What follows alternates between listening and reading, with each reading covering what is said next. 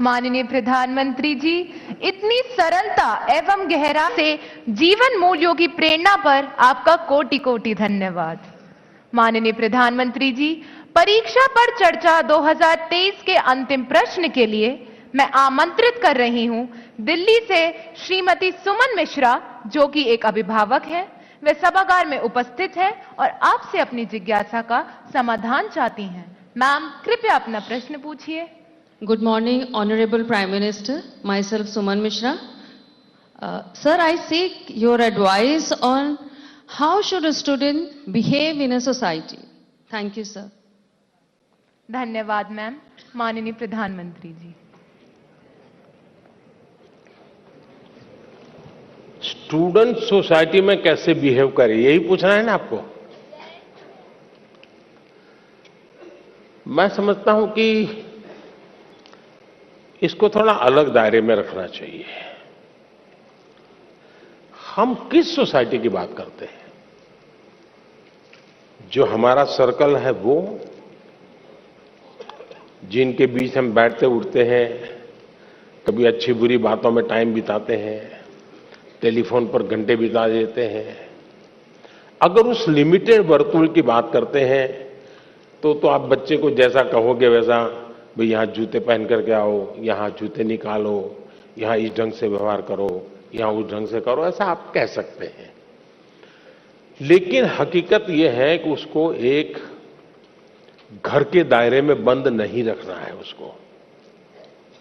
उसको समाज में जितना व्यापक उसका विस्तार होने देना चाहिए। मैंने तो कभी कहा था, शायद परीक्षा पे चर्चा पे ही कहा, कहीं और कहा मुझे याद नहीं है। मैंने कहा था कि 10वीं 12वीं की एग्जाम के बाद कभी बच्चे को पहले अपने स्टेट में उसको कहोगे, लो ये पैसे तुम्हें इतना देते हूं और 5 दिन के लिए तुम इतनी जगह पे घूम करके वापस आओ और वहां के फोटो, वहां का वर्णन सब लिख करके ले आओ, फेंको उसको हिम्मत के साथ। आप देखिए, वो बच्चा बहुत कुछ सीख करके आएगा, जीवन को जान करके, उसमें विश्वास बढ़ेगा। फिर वो आपको ये नहीं चिल्लाएगा। और 12वीं का है तो उसको कहो तुम राज्य के बाहर जाकर के हो आओ, देखिए ये इतने पैसे हैं, ट्रेन में जाना है, विदाउट रिजर्वेशन जाना है, सामान इतना होगा, ये तुझे खाना दे दिया है, जाओ इतनी चीजें देख करके आओ और आकर के सबको समझाओ। आपने सचमुच में अपने बच्चों का ट्रायल लेते रहना चाहिए। उनको समाज के भिन्न भिन्न वर्गों में जाने के लिए प्रेरित करना चाहिए। उसको कभी पूछना चाहिए कि भाई तुम्हारी स्कूल में इस बच्चे ने इस बार कबड्डी में अच्छा खेला था, तुम उसको मिले क्या? जाओ उसके घर जाके मिल के आ जाओ। फलाने बच्चे ने विज्ञान मेले में अच्छा काम किया था, तुम जाकर के मिल के आए क्या? अरे जाओ जरा मिल करके आओ। उसको उसका विस्तार करने का उसको आपको अवसर देना चाहिए। उसको आप ऐसा करना चाहिए, वैसा करना चाहिए, ये करना चाहिए, वो नहीं करना चाहिए, कृपा करके उसको बंधनों में मत बांधिए। आप मुझे बताइए, कोई ये फरमान निकाले कि अब पतंगों को, पतंगे बोलते हैं ना, हैं? पतंगों को यूनिफॉर्म पहनाएंगे तो क्या होगा? क्या होगा? कोई लॉजिक है क्या? हमें बच्चों का विस्तार होने देना चाहिए।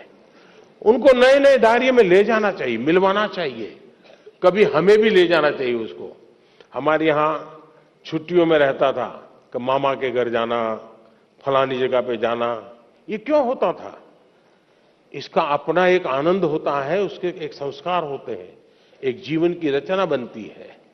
हम अपने दायरे में बच्चों को बंद मत करें। हम जितना ज्यादा उनका दायरा बढ़ाएंगे, हाँ, हमारा ध्यान रहना चाहिए।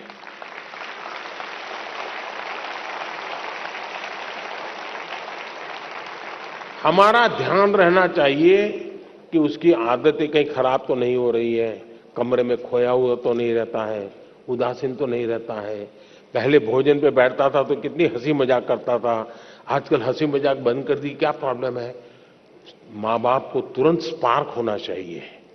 ये तब होता है जब बच्चों को वो एक अमानत के रूप में ईश्वर ने उसको एक अमानत दी है, इस अमानत का संरक्षण संवर्धन उसका दायित्व है। ये भाव अगर होता है तो परिणाम अच्छे आते हैं।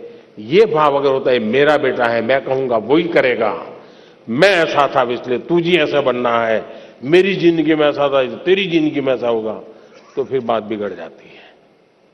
और इसलिए आवश्यकता यही है कि खुलेपन से हमें समाज के विस्तार की तरफ उसको ले जाने का प्रयास करना चाहिए, उसको जीवन की भिन्न भिन्न चीजों में जुड़ने के लिए प्रेरित करना चाहिए। मैं तो कभी कहूंगा कि मान लीजिए आपके यहाँ वो सांप छछूंदर वाले लोग आते हैं, कभी बच्चों को कहो भाई तुम जाओ इसके साथ बात करो, वो कहाँ का रहने वाला है, कहाँ से निकला, इस धंधे में कैसे आ गया, क्यों सीखा, चलो मुझे समझाओ, वो उसको पूछ करके आओ, उसकी संवेदनाएं जग जाएगी जी, वो क्यों ये काम कर रहा है, जानना सीखना सहज बन जाएगा। कोशिश करनी चाहिए कि आपके बच्चों का विस्तार ज्यादा हो, वो बंधनों में न बन जाए, उसको खुला आसमान दीजिए, आप उसको अवसर दीजिए, वो समाज में ताकत बन के उभरेगा। बहुत बहुत धन्यवाद।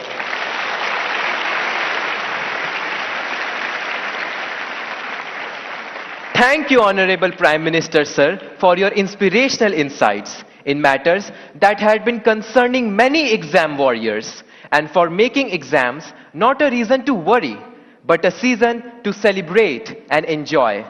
This brings us to the culmination of a spectacular event that was a symphony of inspiration and encouragement, a melody of memories that will forever resonate within our hearts.